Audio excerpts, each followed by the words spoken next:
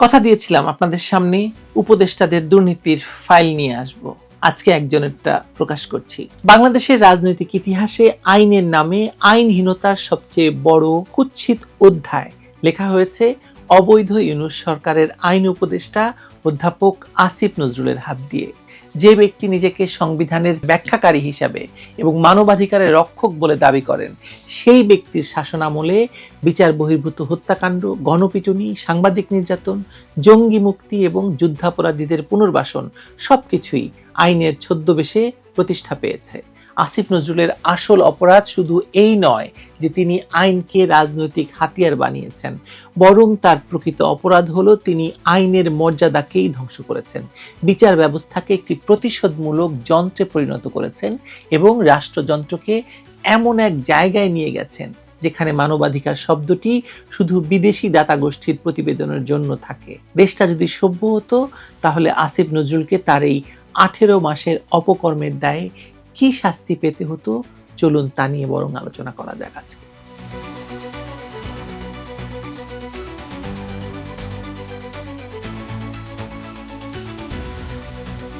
প্রথমেই বলে রাখা দরকার যে ইউনূসের সরকার ছিল অবৈধ এবং তার সকল নিয়োগ, আইন কিংবা অধ্যাদেশ সকলই ছিল অবৈধ। ফলে অবৈধ সরকারের অবৈধ আইন উপদেষ্টা পদটি আর যাই থাকুক, এটা যে ছিল দেশের স্বাধীনতা পরবর্তী ইতিহাসের সবচেয়ে ভয়ঙ্কর নিয়োগ তা বলাই বাহুল্য। এই পদটি 18 মাস ধরে দখল করেছিল ডক্টর আসিফ নজরুল। ঢাকা বিশ্ববিদ্যালয়ের শিক্ষক তিনি, প্রথম আলোর কলাম লেখক। তিনি তথাকথিত গণ আন্দোলনের পর গঠিত অন্তর্বর্তী সরকারের সদস্য হয়ে শপথ নিয়েছিলেন যে আইনের শাসন প্রতিষ্ঠা করবেন তিনি, মানবাধিকার রক্ষা করবেন তিনি এবং বিচার বহির্ভূত হত্যার অবসানও ঘটাবেন তিনি।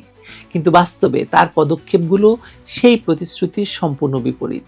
তার শাসনামলে মব ভায়োলেন্স, গণপিটুনির 413টি ঘটনায় 259 জন নিহত হয়েছেন, সাংবাদিকদের উপর 427টি হামলা, 6 জন মারা গেছেন এবং 834 জন নির্যাতনের শিকার হয়েছেন।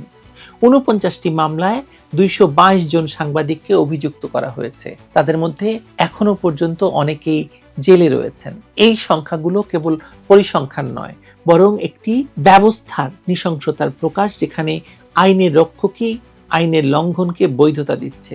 আসিফ নজরুলের দায়িত্ব ছিল এই সহিংসতা বন্ধ করা, কিন্তু তিনি বরং তার ন্যায্যতা দিতে ব্যস্ত ছিলেন।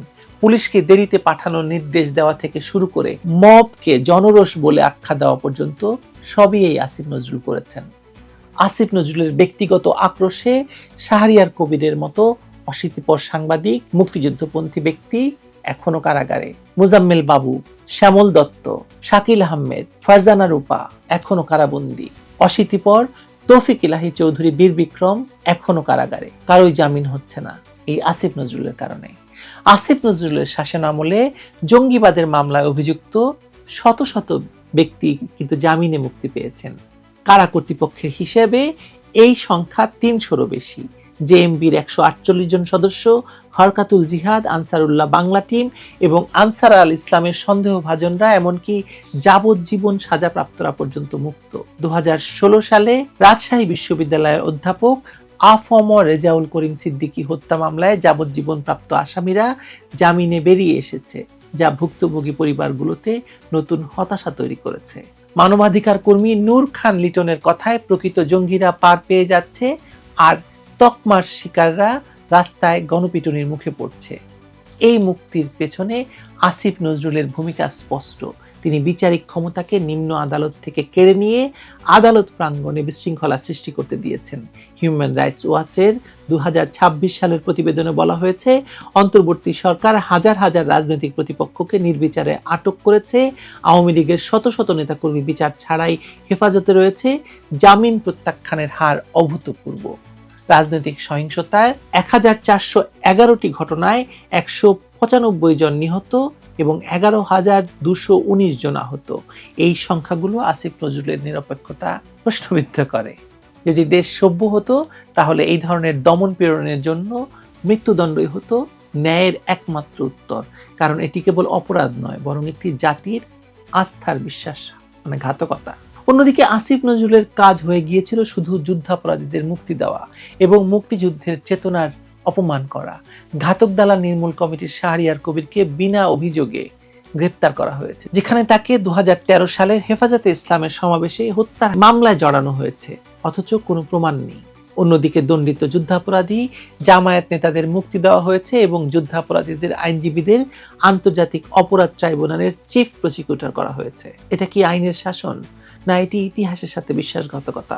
মৃত্যুদণ্ডপ্রাপ্ত আসামি যুদ্ধাপরাধের দায়ে এটিএম আজহার এখন সংসদ সদস্য হয়েছে তার কারণে। বাচ্চু রাজাকার ঘুরে বেড়াচ্ছে। 21শে আগস্টের গ্রেনেড হামলার প্রধান আসামি এবং গ্রেনেড হামলার মন্ত্রণাদাতা এখন দেশের প্রধানমন্ত্রী হয়েছেন। 10টা অস্ত্র মামলার সাজাপ্রাপ্ত আসামি তারা এখন সংসদে গিয়ে বসছেন, প্রধানমন্ত্রীর আসন অলংকৃত করছেন। লেমকিন ইনস্টিটিউটের বিবৃতি বলছে এই মুক্তিগুলো রাজনৈতিক সিদ্ধান্ত যা মুক্তিযুদ্ধের চেতনাকে প্রশ্নবিদ্ধ করে। আসিফ নজরুলের এই সিদ্ধান্তগুলো যদি সভ্য সমাজে বিচার করা হতো তাহলে মৃত্যুদণ্ডই হতো একমাত্র উপায়, কারণ এটি কেবল অপরাধ নয়, বরং একটি জাতির আত্মপরিচয়ের হত্যা। আসিফ নজরুলের আরেকটি বড় অপরাধ হলো বিচার ব্যবস্থাকে ধ্বংস করা।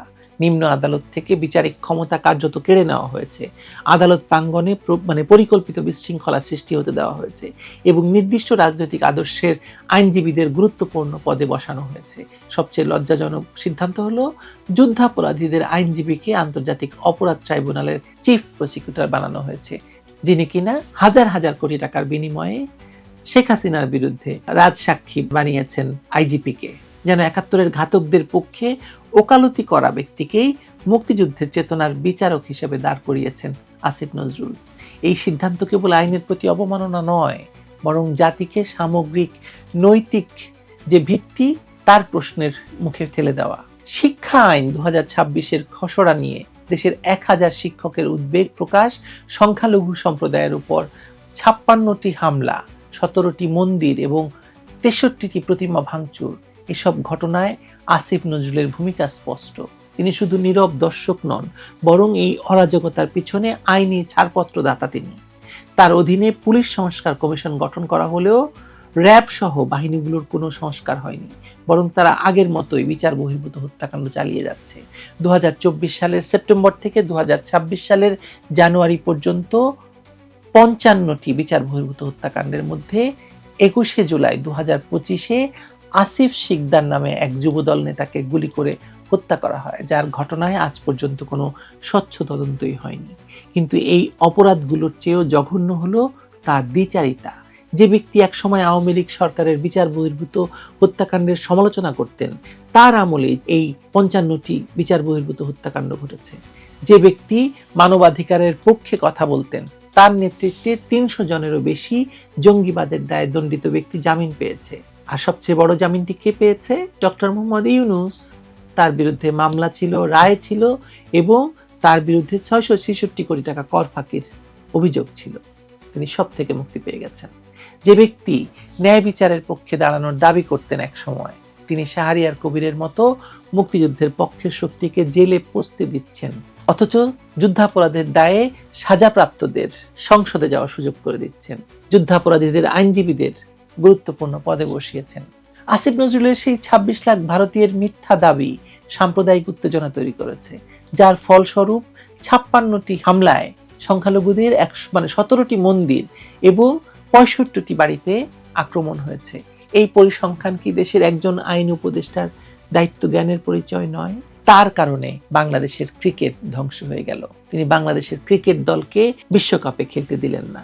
সবচেয়ে বড় কথা, আসিফ নজরুল তার সংবিধানের শপথ ভেঙেছেন এবং রাষ্ট্রদ্রোহের অপরাধ করেছেন ডক্টর ইউনূসের মতো।